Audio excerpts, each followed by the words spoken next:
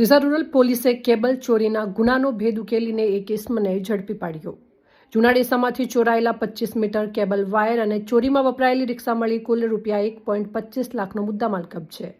Deesa rural police દ્વારા મિલકત સંબંધી ગુનાઓ શોધી કાઢવા હાથ ધરાયેલી કાર્યવાહી દરમિયાન જૂના ડીસા ગામમાં થયેલી કેબલ ચોરીના 2 ગુનાનો ભેદ ઉકેલી એક ઇસમને ઝડપી પાડવામાં આવ્યો છે। પોલીસે આરોપી પાસેથી કુલ 25 મીટર કેબલ વાયર તથા ગુનામાં વપરાયેલી રિક્ષા મળી કુલ ₹1.25 લાખનો મુદ્દામાલ કબજે કર્યો છે। પોલીસ મહાનિરીક્ષક પરીક્ષિતા રાઠોડ બનાસકાંઠા રેન્જ પાલનપુર તથા પોલીસ અધિક્ષક પ્રશાંત સુબે બનાસકાંઠા જિલ્લા દ્વારા પોલીસ સ્ટેશન વિસ્તારમાં મિલકત સંબંધી ગુનાઓ શોધી કાઢવા સૂચના આપવામાં આવી હતી।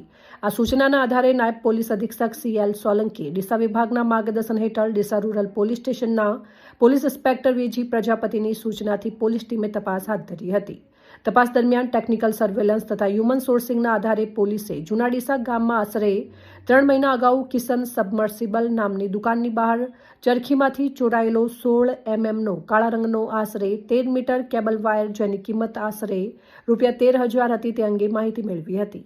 આ ઉપરાંત આશરે 10 દિવસ અગાઉ જૂના ડીસા ગ્રામ પંચાયત ખાતે ઇસ્લામપુરા સોસાયટીની બાજુમાં આવેલી સરકારી બોર પરથી આશરે 7 મીટર અને ખોડિયાર માતાજીના મંદિરની બાજુમાં આવેલા સરકારી બોર પરથી આશરે 5 મીટર કેબલ વાયર મળી કુલ 12 મીટર કેબલ વાયર ચોરાયો હતો જેની કિંમત આશરે ₹12,000 હતી।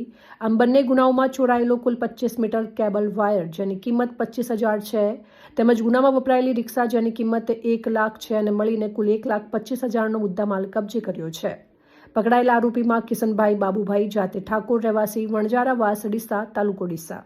નાસ્તા ફરતા આરોપીઓમાં ભરતભાઈ ઉર્ફે કાળિયો ગણેશભાઈ જાતે લોધા રહેવાસી હુસેન ચોક ગવાડી ડીસા, શંકરભાઈ ઉર્ફે શંકો કાનજીભાઈ જાતે ઠાકોર રહેવાસી આખોલ, રાહુલ ઉર્ફે ટોલિયો દશરથભાઈ જાતે લોધા રહેવાસી હુસેની ચોક ગવાડી તાલુકો ડીસા।